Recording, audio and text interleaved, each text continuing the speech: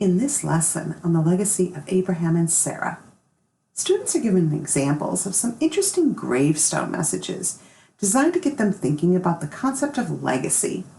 The most important part of any tombstone is the dash. That line between the date of birth and date of death is the very reason God put us here on earth and composes our legacy.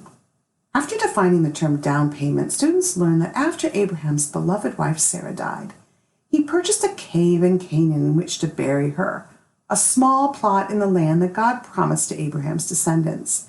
This was a down payment of sorts from God, visible proof of a greater promise yet to be fulfilled. The worksheet, A Down Payment in the Promised Land, drives this point home. Students brainstorm actions that might accompany promises we make, such as raising a hand or crossing our heart. Then they learn of a unique promise and action that Abraham's servant made as he went in search of a wife for Isaac. Students color code a variety of verses from the early part of Genesis that compose both Abraham and Sarah's legacy.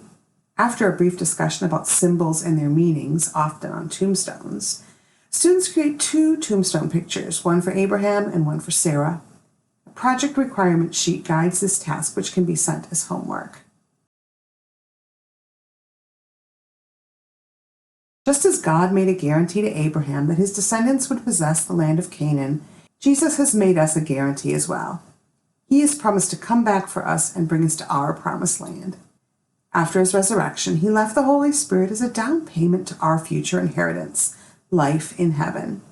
Jesus is coming back. He guarantees it, and that makes him our guarantor.